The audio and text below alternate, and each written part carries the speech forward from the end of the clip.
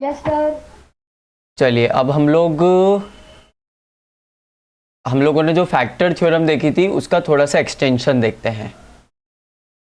जैसे अगर आपको ये पॉलिनोमियल दिया है फैक्टराइज करने के लिए, इफ़ यू आर आस्क्ड कि इसके आप फैक्टर्स निकालो, तो सबसे पहले तो आपको कुछ नंबर्स चाहिए जो इसमें फीड कर सको और देख सको कि वैल्यू ज़ीरो है। जैसे अगर ये p ऑफ x है तो हम इसमें पुट क्या करें, p ऑफ 3 पुट करें, p ऑफ 4 पुट करें, p ऑफ 1 पुट करें। तो सबसे पहले तो आपको कुछ पॉसिबल नंबर्स चाहिए जो आप इसमें पुट कर करके निकाल सको। तो आई टेल यू कि वो पॉसिबल नंबर्स आप कैसे गेस कर सकते हो। इसमें भी आप क्या करोगे, जो लीडिंग कोफिशिएंट है और जो कांस्टेंट टर्म है उसको p बाई क्यू के फॉर्म में लिख दोगे। तो जो इसमें कांस्टेंट टर्म है वो है 2 और लीडिंग कोफिशिएंट है वो है 1। ठीक है, अब इसके हम लोग फैक्टर्स निकालेंगे। 2/1 उसको बिना डिवाइड करे उसके फैक्टर्स निकालेंगे। सर -1 नहीं होगा? -1 कहाँ पे होगा, और समझ यहाँ पे तो हाँ हाँ ठीक है, x समझ गया। है ना। तो बस 2/1 के फैक्टर्स निकालेंगे। 2/1 is as good as 1, as good as 2। तो 2 के फैक्टर्स निकालेंगे। अब मेरी बात ध्यान से सुनो, आपको लगता होगा कि 2 के फैक्टर्स 2 और 1 ही होते हैं क्योंकि आप सिर्फ पॉजिटिव फैक्टर्स जानते आए हो आज तक, बट उसी चीज़ के नेगेटिव भी होते हैं। मतलब 2 को -2 डिवाइड कर सकता है, बिल्कुल कर सकता है। तो जो पॉजिटिव फैक्टर्स आपको पता है उनके नेगेटिव फैक्टर्स भी निकालने हैं। तो यहाँ पे अपने पास आ जाएगा प्लस माइनस का 2 और प्लस माइनस का 1, मतलब +2, -2, +1, -1। उसमें से हमको गेस करने, उसमें से हमको पुट कर करके देखने हिट एंड ट्रायल से कि इसमें क्या क्या फैक्टर्स बनते हैं। ठीक है, तो सबसे पहले किसी चारों में से किसी से भी चालू कर लीजिए, किसी से भी। किससे करें? Excuse me sir. हाँ कुशाग्र। 1 से। और 2/1 के सर मुझे समझ। मैं वापस बताता हूँ। फैक्टराइजेशन थ्योरम जो हमने पढ़ी थी उसका एक्सटेंशन देख रहे हैं। जो भी आपके पास पॉलिनोमियल आए उसमें आप क्या करो, leading coefficient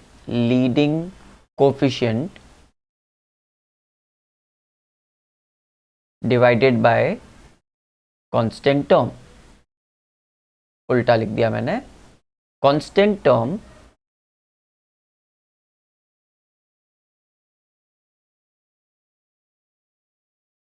divided by leading coefficient. Constant term divided by leading coefficient. Constant term क्या है यहाँ पे 2 और लीडिंग कोफिशिएंट क्या है यहाँ पे 1। अब इसके सारे फैक्टर्स बनाए तो +2 बना, -2 बना, +1 बना, -1 बना। अब इसको पुट कर करके देखेंगे। जैसे +1 को पुट कर देते हैं तो p ऑफ 1 कितना निकल के आता है, 1 -2 -1 +2 is equals to 0।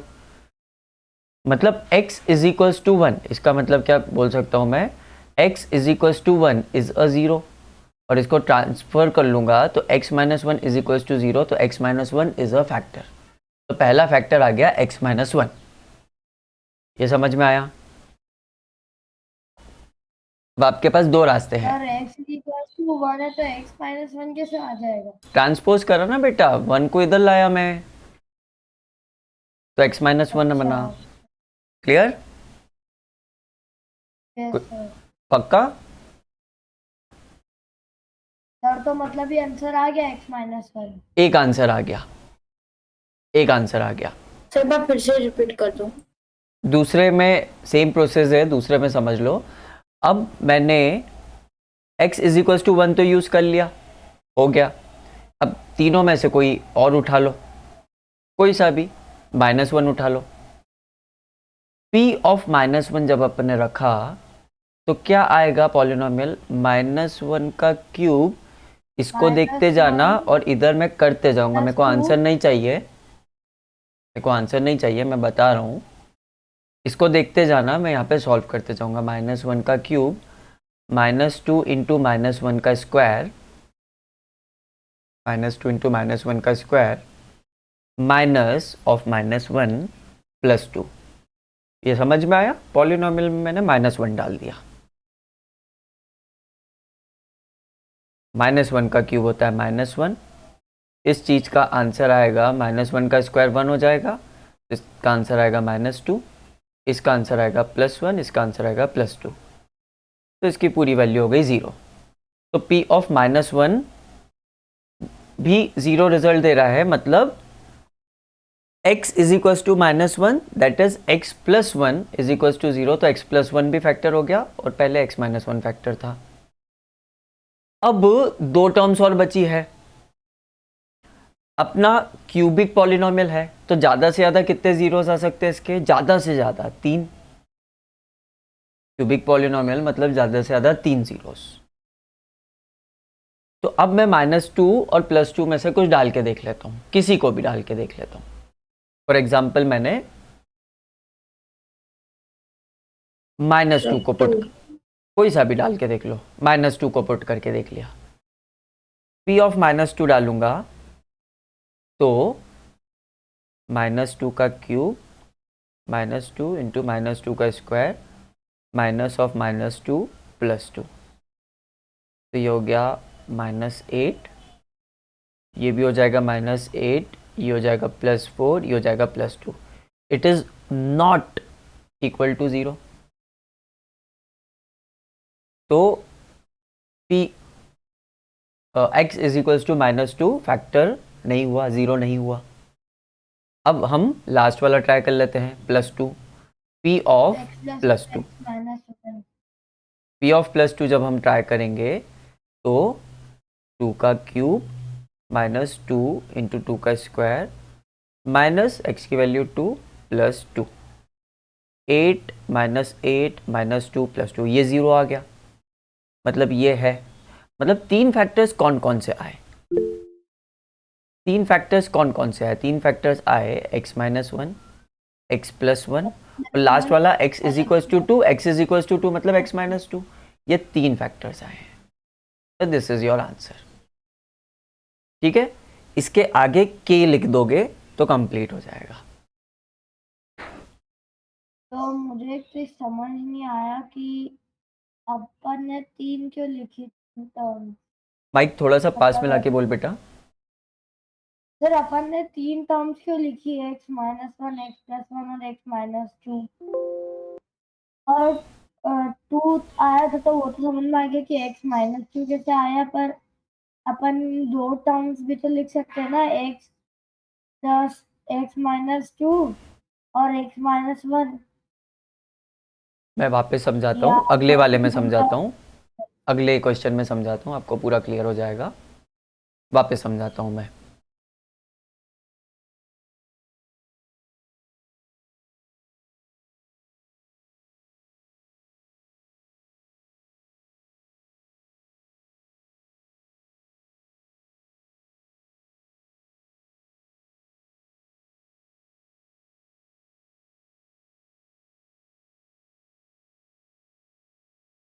Simple procedure है, ध्यान से देखिए। हम पॉलिनोमियल लिखेंगे,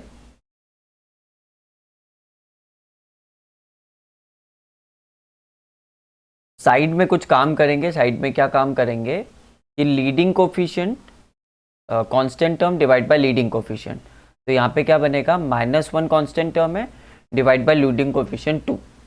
इसके अलग अलग फैक्टर्स निकाल लेंगे, इसके अलग अलग फैक्टर्स निकाल लेंगे। देखिए ध्यान से, इसके फैक्टर्स कैसे आएंगे।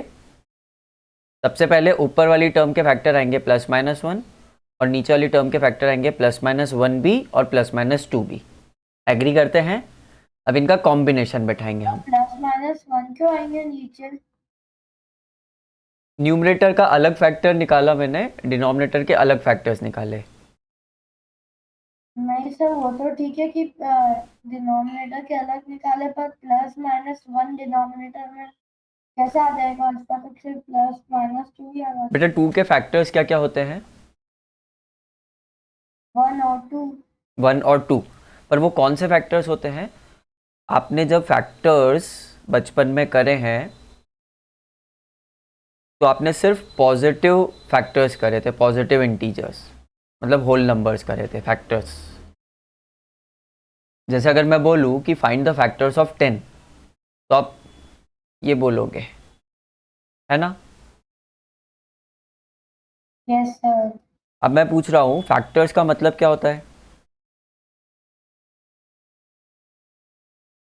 जो नंबर 10 को डिवाइड कर सके। Yes sir. तो 10 को -2 डिवाइड कर पाएगा कि नहीं? हाँ सर, -5 सर। -2 कर पाएगा। तो इसलिए मैं बोल रहा हूँ जो आप पॉजिटिव फैक्टर्स निकालते हो उनके नेगेटिव भी लिखते चलो। तो ये सारे फैक्टर्स हुए 10 के। सर पर जो 2 था नीचे -1/2 में, तो अपन मतलब माइनस तो 2/1 करेंगे तो कैसे डिवाइड होगा? जो न्यूमरेटर है उसके सारे फैक्टर्स निकाले मैंने, जो डिनोमिनेटर है उसके सारे फैक्टर्स निकाले। इसमें क्या प्रॉब्लम आ रही है? तो मुझे प्रॉब्लम आ रही है कि 2 और 1 कैसे डिवाइड होंगे? 2 और ये 1। 2 के फैक्टर्स क्या क्या होंगे ये बोलना। ये जो 2 है इसके फैक्टर्स ये लिखे हैं, ये चलेगा तेरे को? हाँ तो बस इसके आगे तो कुछ बताया नहीं मैंने, इसमें प्रॉब्लम क्या आ रही है फिर? You never let me complete, बीच में क्वेश्चन पूछ लेता है तू और सुधरता नहीं है। और तेरे ने ध्यान दिया होगा, मैं तेरी आवाज एक बार मैं नहीं सुनता हूँ आजकल। You never let me complete the thing, जो मैं समझाता हूँ उसमें बीच में तेरे को टाइम वेस्ट करना है। मैं समझा तो दूं बेटा पूरा।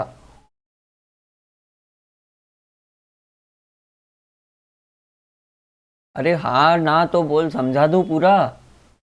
Yes sir. पूरा हो जाए उसके बाद पूछ, बिल्कुल पूछ। तुझे फैक्टर्स का मतलब पता है वो बता दिया, अब तू बोल रहा है पता नहीं क्या बोल रहा है, डिवाइड कैसे करेंगे, तो इसके आगे तो मैंने समझाया नहीं अभी, ये समझा रहा था थोड़ा बहुत। बोलूं? Yes sir. चलो शुरू से देखते हैं।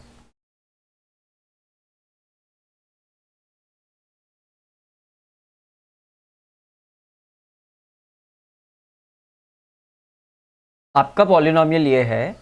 सबसे पहले आप क्या करोगे, आपने फॉर्मूला लिख लिया होगा, constant term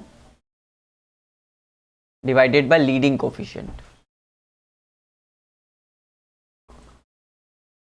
constant term divided by leading coefficient आएगी आपकी -1/2। अब -1/2 को डिवाइड करे बिना न्यूमरेटर के सारे फैक्टर्स बना लोगे, डिनोमिनेटर के सारे फैक्टर्स बना लोगे। न्यूमरेटर के 2 फैक्टर्स बनेंगे, डिनोमिनेटर के 4 बनेंगे। अब इनका कॉम्बिनेशन लगाओगे, +1 +1 का, +1 -1 का, -1 +1 का, -1 -1 का। तो इन दोनों का जब कॉम्बिनेशन लगाओगे तो आपका फैक्टराइजेशन निकल के आएगा इतना, और बची हुई 2 ऊपर +-1 और नीचे +-2, इनका फैक्टराइजेशन लगाओगे तो आपका कॉम्बिनेशन निकल के आएगा +1/2 और -1/2। तो हमको 4 फैक्टर्स मिले। इसको हम पॉलिनोमियल में बारी बारी पुट करके देखेंगे।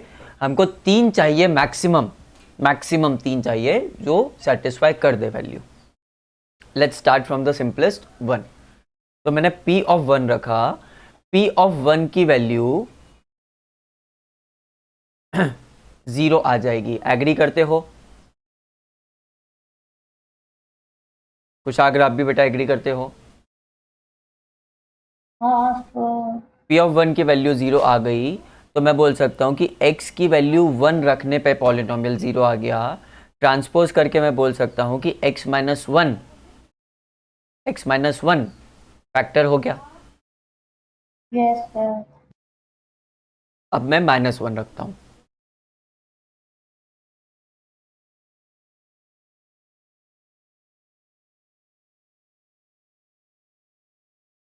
ये मैंने -1 रखा,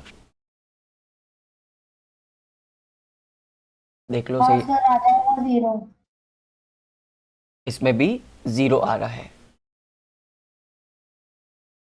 x की वैल्यू -1, तो x + 1, x + 1 एक और फैक्टर हो गया। अब अगला करके देखते हैं, x की वैल्यू 1/2 रख के देखते हैं, तो मेरा आ जाएगा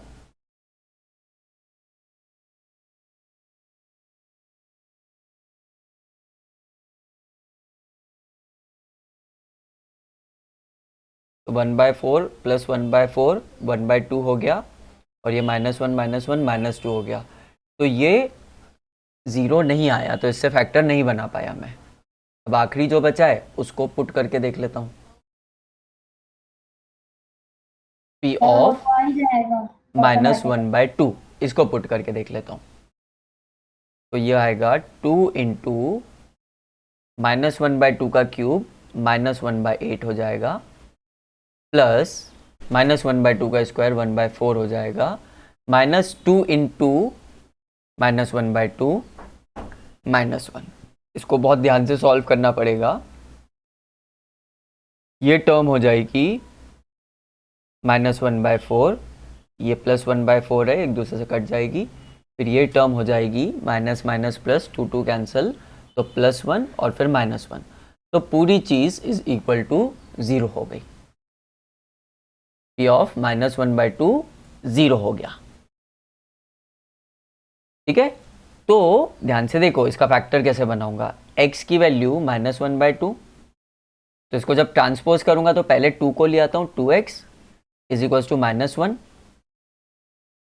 और आगे करते हुए 2x + 1 इज इक्वल टू 0, तो फैक्टर हो गया ये। तो तीनों फैक्टर को लिखते हुए x - 1 into x + 1 into 2x + + 1, +1। और इस पूरे चीज़ को k से मल्टीप्लाई कर दूंगा, तो मेरा फाइनल आंसर आ जाएगा। एक्सक्यूज मी सर, हाँ, सर वो अपन ने 2x = -1 लिया, तो फिर -1/2 क्यों नहीं लिया? क्योंकि -1/2 तो आंसर था, और मतलब ऊपर भी एक तो ही बात अपन है ने। बेटा, अगर मैं इसको ऐसे ट्रांसपोज करता और फिर एलसीएम लेता, या तो यहीं पे छोड़ देता इसी स्टेप पे, या एलसीएम लेता और नीचे वाले 2 को उधर भेजता, 0 इंटू 2 0 होता, तब भी मेरा यही फैक्टर बनता। Okay sir. है ना, आप किसी भी प्रोसेस से कर सकते हो। मैथमेटिक्स की ब्यूटी ही ये है कि ज़रूरी नहीं है जो टीचर समझा रहा है उस प्रोसेस से करो। हाँ, टीचर ने जो क्वेश्चन में बोला है वो तो करना पड़ेगा। उसने बोला लॉन्ग डिवीजन से सॉल्व करो, आपने फैक्टराइजेशन से फैक्टर थ्योरम से कर दिया, वो नहीं चलेगा। लॉन्ग डिवीजन किसी भी प्रोसेस से करो, मतलब आपको जो मल्टीप्लाई करना है, डिवाइड करना है, जो आपको सही लग रहा हो। If you will not break the rules of mathematics, जो मैथमेटिक्स के बेसिक रूल है, अगर आप वो ब्रेक नहीं करते हो, so you will arrive at the same answer as that of teacher. Mathematics की ये सुंदरता है कि आपको अगर समझ में आ गया है, तो फिर बस आपका दिमाग, आपका पेन और आपकी कॉपी करते जाओ करते जाओ करते जाओ, टीचर की ज़रूरत ही नहीं है। बस आंसर मैच होना चाहिए पूरा।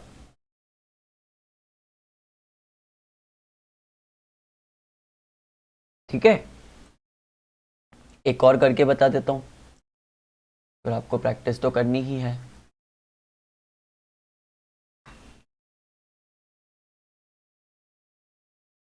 सर तो फिर अपन 7 बजे क्लास लेंगे? x³ + 13x² + 32x + 20, ये मज़ेदार लग रहा है। मज़ेदार क्यों लग रहा है?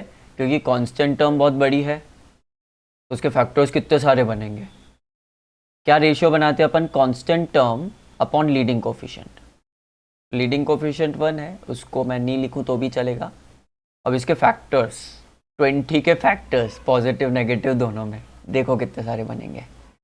+-1, +-2, +-4, +-5, +-10, +-20, कितने बने?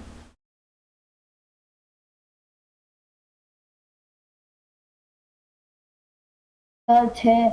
12। हाँ सर 12। 12। सर 12 में से 3 ढूंढना अपन को। 12 में से 3 ढूंढने हैं, तो मैं इसका एक तरीका बताऊंगा आपको, थोड़ा सा छोटा। ठीक है, यहाँ पे अपन को सिर्फ फैक्टराइज लिखा हुआ है, ऐसा नहीं बोला है कि फैक्टराइज करो रैशनल रूट थ्योरम से, या पर्टिकुलर नहीं बोला है। तो मैं इसका एक छोटा तरीका बताऊंगा। एक कुशाग्र को तो क्लिक कर ही गया कि 12 में से 3 ढूंढने हैं, मतलब बहुत बड़ा काम हो जाएगा। तो आप एक ढूंढ दो बस, आप एक ढूंढ दो बस।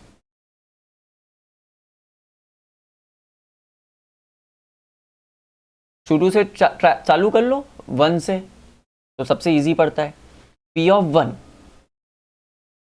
1 प्लस 13 प्लस 32 नहीं आएगा क्योंकि ये तो सब पॉजिटिव का है, तो P ऑफ 1 तो नहीं आ रहा, दिख गया मेरे को।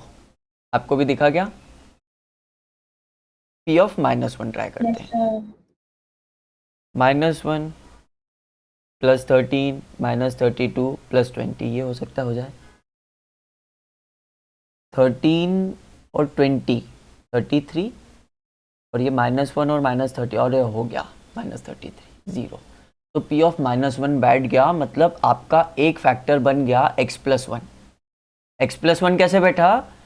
x इज इक्वल टू -1 बना, तो इसको ट्रांसपोज करोगे तो x+1 इज इक्वल टू 0, तो इसलिए x+1 फैक्टर बन गया। ठीक है, अब मेरी बात समझने की कोशिश करो।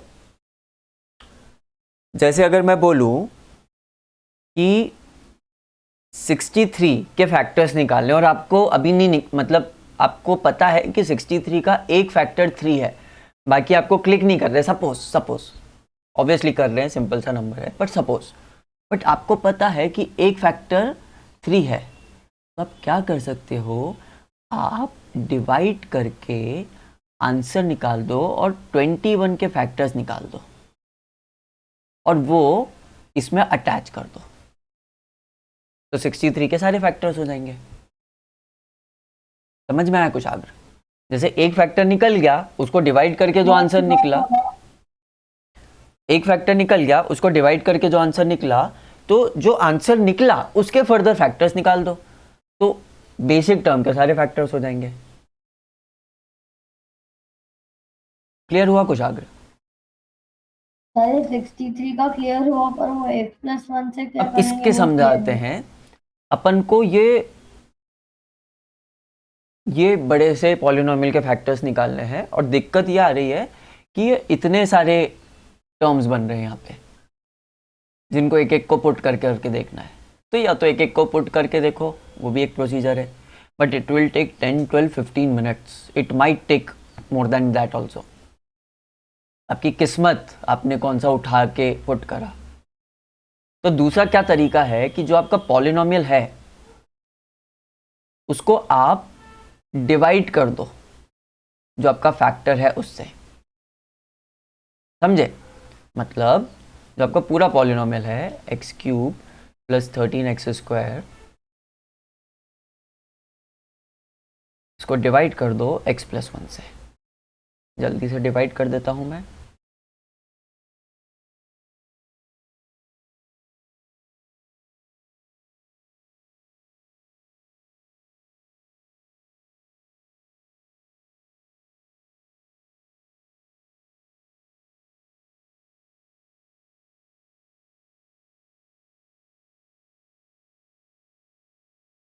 (20x+20) +20, तो ये पूरा कट जाएगा, 20x+20 आ जाएगा, पूरा कट जाएगा। तो बेसिकली अपने काम की ये चीज़ है x² प्लस 12x प्लस 20, ये अपने काम की चीज़ है। जो क्वोशंट आया ये काम का है। मतलब ये जो आपका पूरा पॉलिनोमियल है, इसको मैं लिख सकता हूँ x+1 into x² plus 2x plus 20 के फॉर्म में। अब भाई इसी को फैक्टराइज कर रहे हो, सर इससे अच्छा तो सिंपल वही था कि अपन इसी ये को वाली फैक्टराइज process कर रहे हो, तो ये जो दूसरी टर्म है ये कैसी टर्म बनी है? क्वाड्रेटिक टर्म है, हाँ सर। तो इसकी स्प्लिटिंग कर Yes, sir. सकते हो। ये क्वाड्रेटिक टर्म है तो इसकी स्प्लिटिंग कर सकते हो, इसकी स्प्लिटिंग कर लो। 1 इंटू 20 t और उसका एडिशन हमको चाहिए 2। 2 कुछ गड़बड़ हुई क्या? ये 12x है, ये 12x है, मैंने 2 लिख दिया इसको, ये 12x है, 12x है, ये 12 चाहिए। तो 20 के दो ऐसे स्प्लिट्स बनाए, ऑब्वियसली 10 और 2 बनेंगे जिनका मल्टीप्लिकेशन 20 है और एडिशन 12 है। तो क्या करा, x plus 1 into x square plus 2x plus 10x plus 20। अब इसका स्प्लिट इजीली बन जाएगा, इसका स्प्लिट बहुत इजीली बन जाएगा।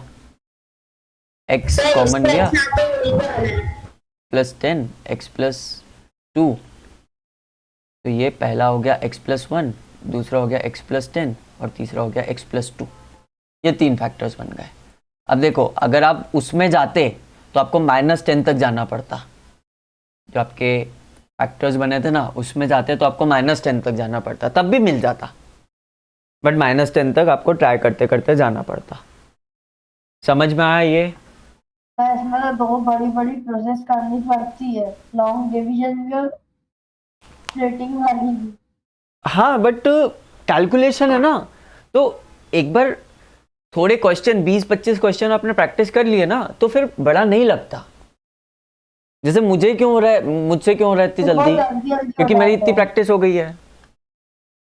ठीक है, तो दिस वाज फैक्टर थ्योरम या रैशनल रूट थ्योरम आप बोल दो, फैक्टर थ्योरम बोल दो, एक्सटेंडेड या रैशनल रूट थ्योरम बोल दो, या इंटीग्रल रूट थ्योरम बोल दो, वो सब इसमें एक्सप्लेन हो गई।